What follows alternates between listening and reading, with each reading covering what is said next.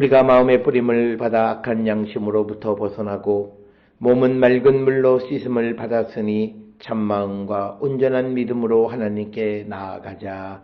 아멘. 전능하사 천지를 만드신 하나님 아버지를 내가 믿사오며 그 외아들 우리 주 예수 그리스도를 믿사오니 이는 성령으로 잉태하사 동정녀 마리아에게 나시고 본디오 빌라도에게 고난을 받으사 십자가에 못 박혀 죽으시고 장사한 지 사흘 만에 죽은 자 가운데서 다시 살아나시며 하늘에 오르사 전능하신 하나님 우편에 앉아 계시다가 저리로서 산자와 죽은 자를 심판하러 오시리라.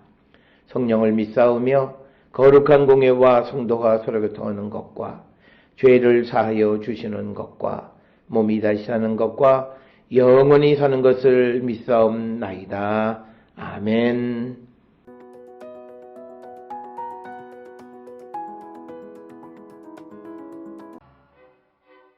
내가 또 말하노니 유업을 이을 자가 모든 것의 주인이나 어렸을 동안에는 종과 다름이 없어서 그 아버지가 정한 때까지 후견인과 청지기 아래에 있나니 이와 같이 우리도 어렸을 때에 이 세상의 초등학문 아래에 있어서 종노릇하였더니 때가 참에 하나님이 그 아들을 보내사 여자에게서 나게 하시고 율법 아래에 나게 하신 것은 율법 아래에 있는 자들을 속량하시고 우리로 아들의 명분을 얻게 하려 하심이라.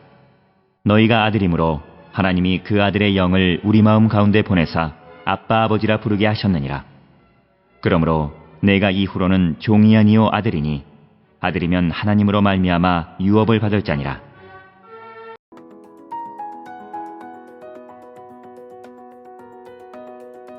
갈라디아서 4장 1절로부터 7절에서 사도 바울은 그리스도를 통해서 율법으로부터 자유함을 얻은 것에 대해서 이야기하는 부분이 되겠습니다. 바울은 갈라디아서 3장 29절에서 유업을 이을 자, 즉 상속자 혹은 후사를 그 논의의 실마리로 삼아서 우리가 그리스도가 오시기 전에는 사람들은 미성년자처럼 살았다는 거죠. 그들은 외견상으로는 노예의 신분과 구별할 수 없이 그 후견인의 보호 아래 있었다라고 하는 겁니다. 이 사실은 하나님의 자녀됨을 약속받은 유대 사람들에게도 역시 타당하다. 이런 것은 로마서 9장 4절에서도 언급을 하고 있습니다. 그래서 세상의 초등학문 아래, 즉 이 초등학문에는 구약 성경의 율법과 이방 종교의 규정, 이 모든 것을 포함하는 그런 이 세상 학문, 초등학문의 아래에 살고 있었던 자들이다. 그런데 이제 예수 그리스도가 오심으로 인해서 이제 우리는 예수 그리스도를 영접함으로 유업을 이을 자의 온전한 신분을 회복하게 되었음을 우리에게 가르쳐 주시는 그런 말씀이 되겠습니다.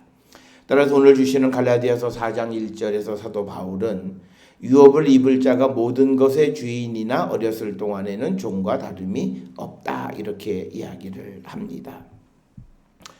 우리가 로마법에 의하면 아버지가 일찍 죽을 경우에 원칙적으로 미리 지정한 후견인이 상속자를 14살까지 돌보고 그리고 25살까지는 관청에서 임명한 관리인이 돌보게끔 되어져 있습니다. 그래서 유업을 이을 자가 이제 어떤 적정한 때가 될 때까지 25세가 되어질 때까지는 다른 사람들의 관리, 지배를 받는다. 이것을 마치 구약의 유대 백성들이 그리스도가 오시기 전까지는 율법의 관리를 받았다라고 하는 것. 그래서 유업을 이을 자였지만 그러나 어렸을 동안에는 종과 다름이 없는 그런 삶을 살았다, 이렇게 설명을 하고 있습니다. 따라서 이 갈라디아서 4장 1절로부터 7절은 사도 바울이 로마 법, 즉 상속법에 근거해서 이제 그리스도가 오시기 전과 오신 다음에 그 근본적인 차이점에 대해서 이제 자세하게 설명하고 있는 것이 오늘 주시는 본문의 말씀이고, 많은 이들이 예수 그리스도가 이 땅에 오시기 전에 유대인들이 따랐던 그 율법을 따르고 살았던 율법의 지배 아래 있었던 그 시기를 어떻게 설명할 수 있느냐, 즉 상속자가 어떻게 그런 그 종과 같이 지배 아래 있게 되느냐라고 하는 질문에 대한 설명을 로마의 상속법을 근거로 해서, 즉 25세 성년이 되어지기 전까지는 어떤 이 후견인이나 관리인들의 지배를 받는 것과 같은 것으로 설명을 하는 것이 오늘 우리가 읽은 갈라디아서 4장 1절로부터 7절의 말씀이 되겠습니다.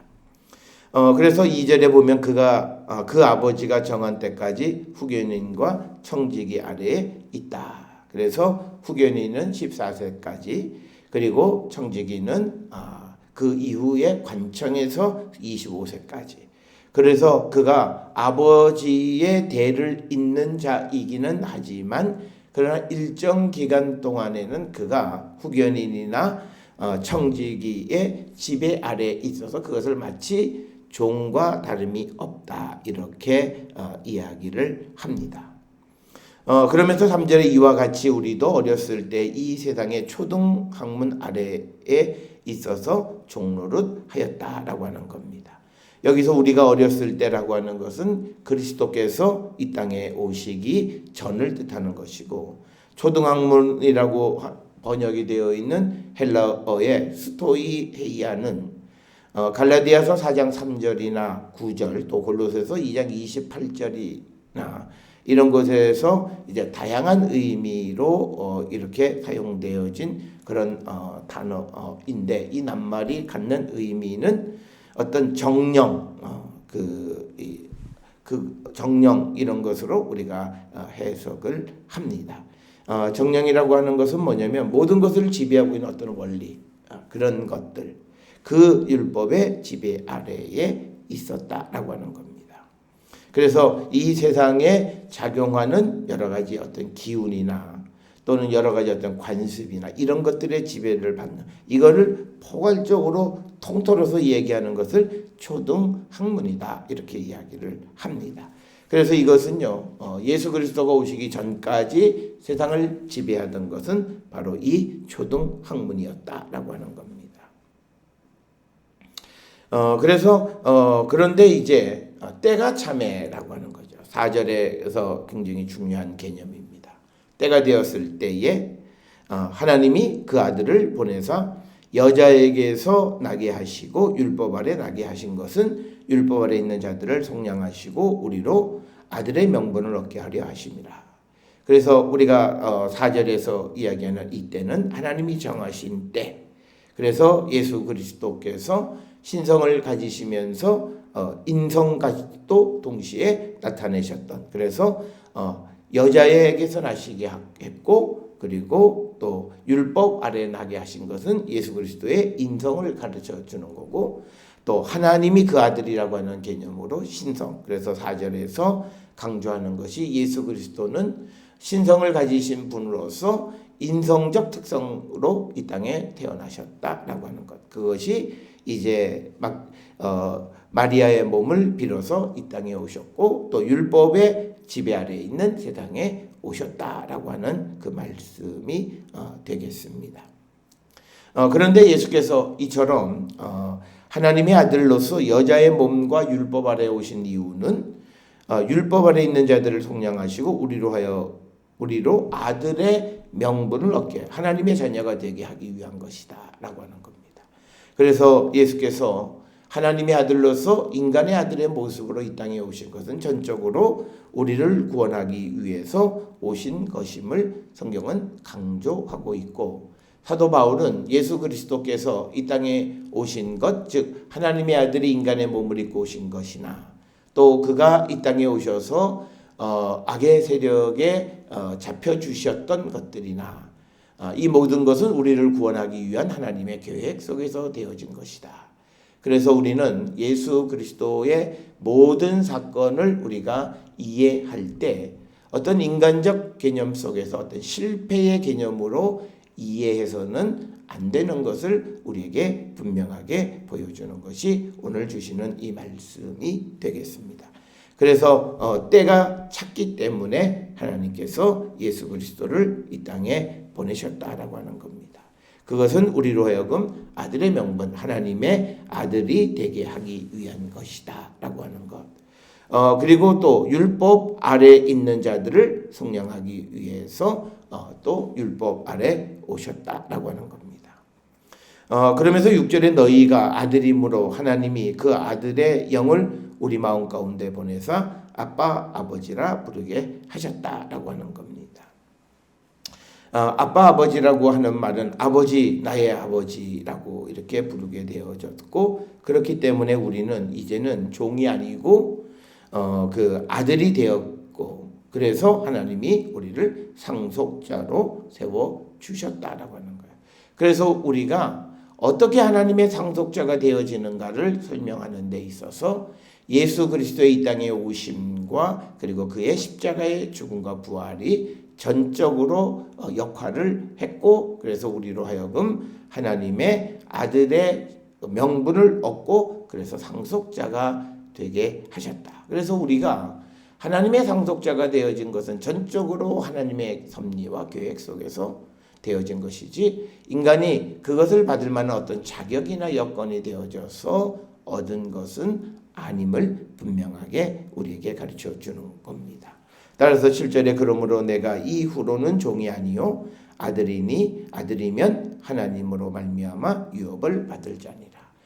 그래서 우리가 예수 그리스도의 십자가를 통하여 예수 그리스도를 믿음으로 하나님의 자녀가 된 자들은 이제는 세상의 것들에 종로로 하면 안 된다는 거죠. 3절에 나와 있는 세상의 초등 학문 아래에서 종로를 하는 자들이 되어서는 안 되고, 이제는 하나님으로 말미암아 하나님 나라를 유업으로 받을 자가 되었다라고 하는 것. 이것이 이제 예수 그리스도를 믿는 사람들의 자기 정체성의 가장 중요한 부분이다. 우리가 하나님으로 말미암아 유업을 받을 자가 되어졌고, 이 일을 위해서 예수께서 이 땅에 여자의 몸으로 오셨고 율법 아래 오셨고 또 십자가에 달려 돌아가셨다 부활하신 사건이 갖는 의미는 우리를 아들의 명분, 하나님의 상속자, 유업을 받을 자로 삼기 위한 것이었음을 우리에게 설명하면서 우리가 이 정체성을 갖고 살아가는 자들이 되어야 함을 우리에게 가르쳐 줍니다. 바울은 인간이 되신 하나님의 아들이신 예수 그리스도께서 율법의 저주를 짊어지셨고, 그리고 또 이 율법의 세력을 꺾으셨고, 그래서 우리로 하여금 이제 성령을 통하여 하나님을 아빠 아버지라 부르면서 하나님의 그 유업을 이어받을 자가 되었다. 그래서 우리 모든 성도들은 예수 그리스도의 십자가의 죽음과 부활을 체험한 자로서 이 정체성, 우리가 하나님의 유업받을 자임을 잊지 않고 살아가는 우리 모든 성도들이 될 수 있기를 주의 이름으로 축원합니다. 기도하시겠습니다. 하나님 아버지 은혜를 감사합니다. 우리가 하나님의 자녀 되어진 것, 모든 것이 하나님의 계획과 하나님의 사랑 속에 되어진 것임을 깨달아 우리에게 주어진 아들의 명분을 영원히 지켜나가기를 결단하는 우리 모두가 되게 인도하시고 복내려 주시옵소서. 예수님의 이름으로 기도드렸사옵나이다. 아멘.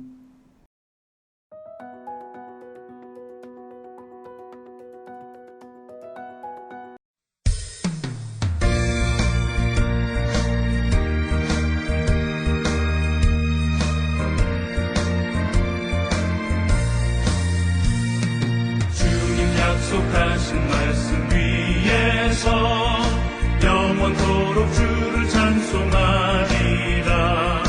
소리 높여 주께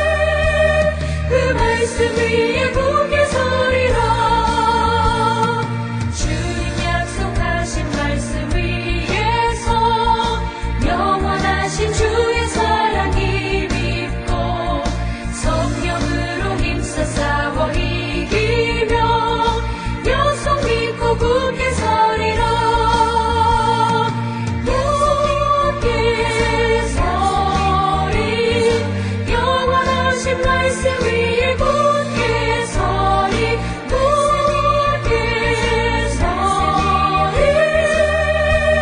그 말씀 위에 굳게 서리라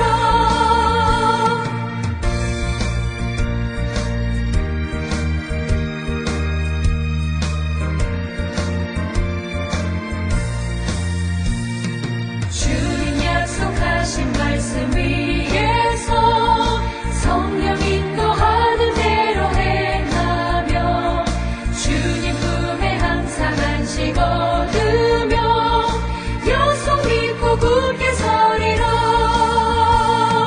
굳게 서리 영원하신 말씀 위에 굳게 서리 굳게 서리 그 말씀 위에 굳게 서리라